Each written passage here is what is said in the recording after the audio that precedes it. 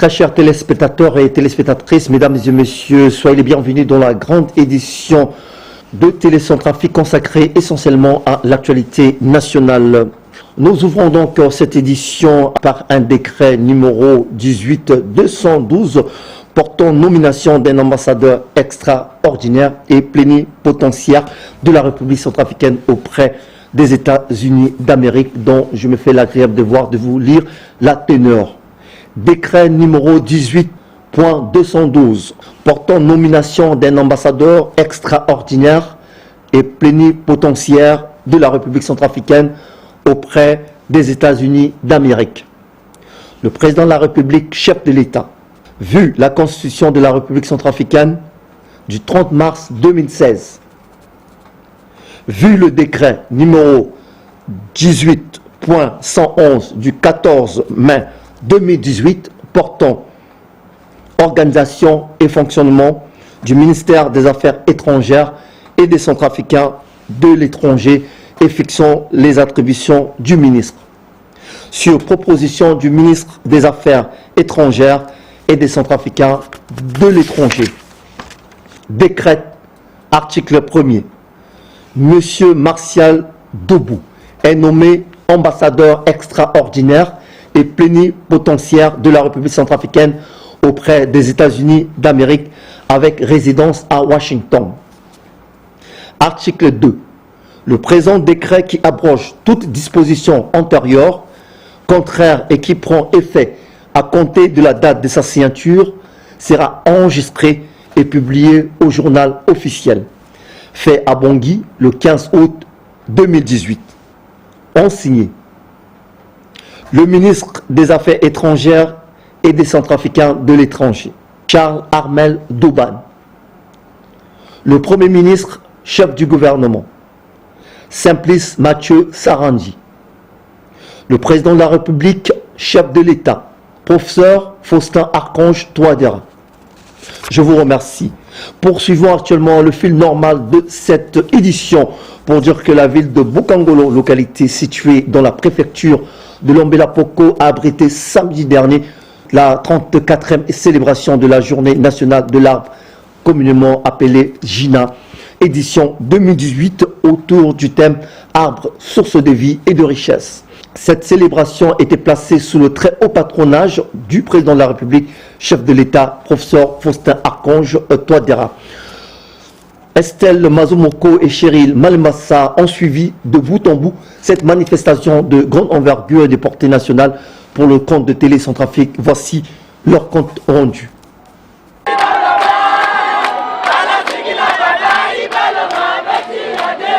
La sous-préfecture de Bokangolo, située à 107 km de Bangui, a abrité hier la journée nationale de l'arbre, 34e édition. Le thème retenu cette année est arbre, source de vie et de richesse. Plusieurs personnalités de marque ont rehaussé de leur présence cette cérémonie qui s'est déroulée sur un site de planting à 2 km de la ville. Le président de la République, le professeur Faustin Archange Touadéra, le premier ministre Simplice Mathieu Sarandi et leur suite ont procédé à l'exercice de planting, phase importante de cette cérémonie. Le chef de l'État a inauguré la plaque de ce site afin d'immortaliser cette journée dans la sous-préfecture de Bokangolo. Suivez alors un extrait du discours du ministre des Eaux et Forêts, Lambert Lissane Mokove. Depuis plusieurs décennies, les menaces pesant sur les écosystèmes forestiers tropicaux ont provoqué un regain d'intérêt pour le secteur forêt et environnement, tant sur la scène internationale que dans les pays producteurs de bois tropicaux. La République centrafricaine, pays forestier, subit de plein fouet ces menaces, car il est démontré aujourd'hui que les forêts du monde en général et celles de la République centrafricaine en particulier disparaissent progressivement à cause des actions anthropiques, avec comme conséquence les inondations qui engloutissent des villes, les sécheresses qui sèment la famine, les pollutions de l'eau, de l'air et les feux de brousse. C'est dans ce souci d'amener nos populations à prendre conscience de ces dangers qui menacent nos ressources forestières que la République centrafricaine célèbre chaque année depuis bientôt 34 ans la Journée nationale de l'arbre. Pour cette année 2018, le thème retenu est « Arbre, source de vie et de richesse ». Cette thématique n'est pas le fruit du hasard, car elle rappelle à chacun de nous ici l'importance de l'arbre à l'heure actuelle dans l'environnement socio-économique de notre pays, qui continue de subir les impacts négatifs de la dernière crise économique mondiale. J'entends par source de vie et de richesse un développement durable et responsable à travers l'aménagement et la conservation de nos ressources forestières et fauniques, ainsi que l'orientation des changements technologiques et pourquoi pas institutionnels, de manière à pourvoir aux besoins des générations actuelles et à ceux des générations futures. Excellences, Monsieur le Président de la République, chef de l'État, distingués invités, Mesdames et Messieurs, cette notion de gestion durable des ressources naturelles est une réalité dans notre pays, car tous les permis d'exploitation et d'aménagement en abrégé PEA concédés sont dotés d'un plan d'aménagement. Les forêts centrafricaines, au sens large du terme, couvrent 40 millions d'hectares. Elles comprennent 5,5 millions d'hectares de forêts denses humides localisées dans le sud-ouest et le sud-est, 6,5 millions d'hectares de forêts denses sèches et 26,3 millions d'hectares de forêts claires et de savanes arborées. L'exploitation industrielle de la forêt est réalisée dans le massif du sud-ouest qui représente 8% du territoire avec 3,8 millions d'hectares, tandis qu'au sud-est, la forêt de Bangassou avec 1,6 million d'hectares est dédiée à la conservation. Ce secteur, qui a longtemps affiché par une certaine prospérité, a connu quelques difficultés suite à la crise financière internationale de 2008 et des crises militaro-politiques récurrentes, malgré les efforts les plus importants entrepris par le ministère en charge des eaux et forêts dans l'attribution des permis d'exploitation et d'aménagement et les efforts engagés par l'État centrafricain pour soutenir l'ensemble de la filière. Le secteur forêt industriel est le premier employeur privé du pays. Il continue d'être l'une des premières sources de recettes fiscales de l'État, malgré les effets collatéraux de la dernière crise politico-militaire. Dans notre pays, la filière industrielle du bois ne se limite pas à l'exploitation des grumes brutes, car elle a développé en application de la législation un outil de transformation important. Le chantier est très vaste, mais le gouvernement, sous la conduite de son Excellence, Monsieur le Président de la République, chef de l'État, est déterminé à relever ces défis. La gestion durable de notre écosystème forestier avec le concours de nos partenaires au développement afin de garantir un lendemain meilleur à nos populations rurales. Enfin, au nom de leurs excellences, le Président de la République, chef de l'État et le Premier ministre, chef du gouvernement, j'adresse toutes mes gratitudes aux organismes internationaux et partenaires techniques et financiers installés en République centrafricaine qui ont bien voulu contribuer à la réussite de la célébration de la Journée nationale de l'arbre, édition 2018. À toutes et à tous, bonne fête de la Journée nationale de l'arbre. Je vous remercie.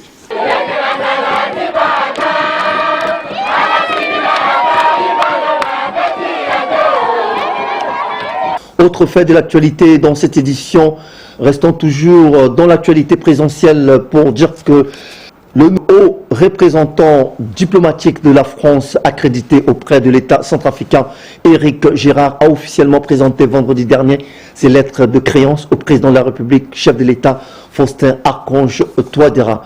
Le résumé de cette rencontre solennelle avec Jocelyne Paulette-Service et Jonathan Olumi de la presse présidentielle.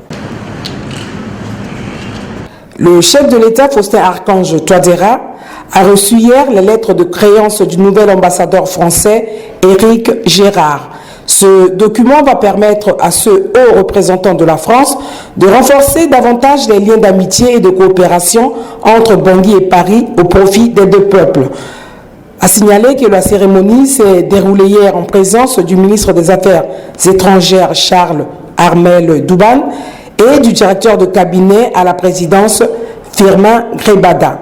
Le chef de l'État, Faustin Archange Touadéra, et le nouvel ambassadeur Éric Gérard se sont dit au revoir après l'exécution des hymnes nationaux de la France et de la République centrafricaine.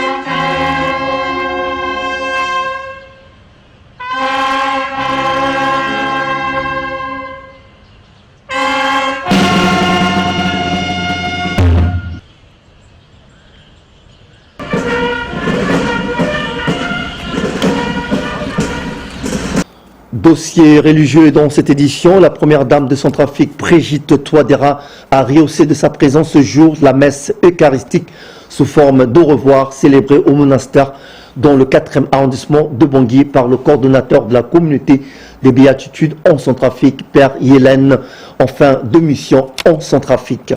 Notre confrère Désiré Fenduro était de la partie reportage. Père Yélène de la Nativité est un prêtre exorciste qui a passé 10 ans en République centrafricaine dans son service sacerdotal.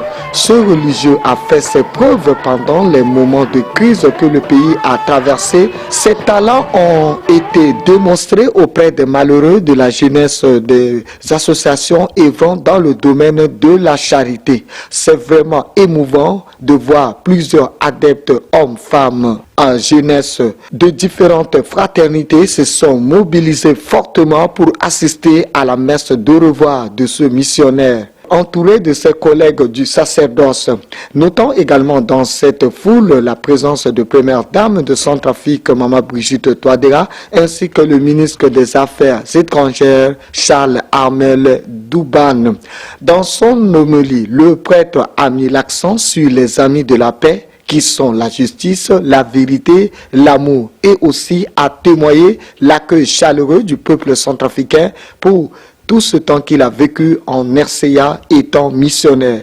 Par ailleurs, au terme de différents témoignages, les adeptes ont démontré et révélé les réalisations néfastes et salvatrices de cet homme religieux pendant ces années sacerdotales en RCA. La première dame de Centrafrique n'a pas caché ses intentions, témoigne ici le passage de cet homme de Dieu qui a vécu, surmonté le temps de crise en RCA. Au cours de la messe de revoir, le prêtre a insisté sur la paix, la justice, la vérité et l'amour. Surtout l'amour entre le peuple centrafricain, entre les frères et sœurs en Christ.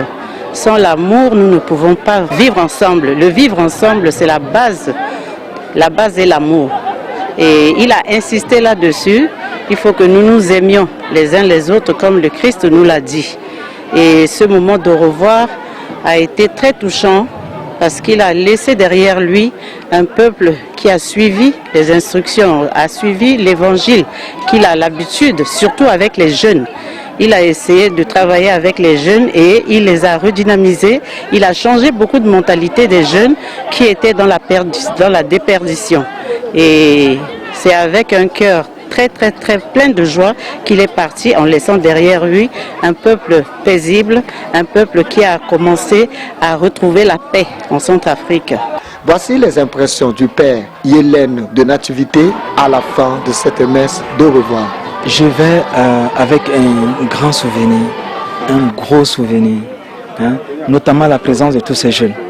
notamment tous ces jeunes que j'avais vus tout petits qui avaient des difficultés, qui tous ont réussi au bac aujourd'hui, au BPC, et 100%. Et donc j'appelle ça, même si à un moment donné, ils disaient que je suis un peu dur avec eux, mais aujourd'hui ils en témoignent, tous ont réussi. Et je vais dans la paix. Je vais dans la paix aussi pour des femmes qui avaient des difficultés, qui aujourd'hui peuvent travailler avec l'association qui avait été mise en place, ESK, vous l'avez entendu, et qui fait que aujourd'hui elles peuvent s'autosuffire et mettre leurs enfants à l'école. Ça, c'est quand même une joie pour moi.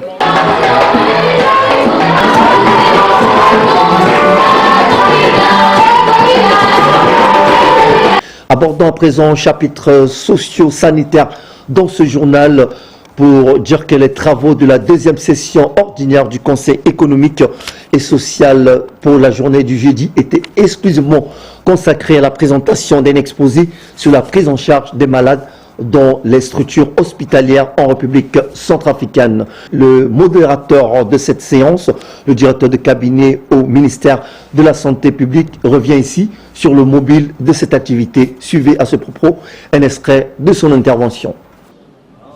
Il faut se dire que je suis très émerveillé de la contribution des conseillers, des conseillers qui ont suivi avec beaucoup d'attention et une attention très particulière la communication que nous avons apportée en ce qui concerne la prise en charge dans les formations sanitaires en République centrafricaine.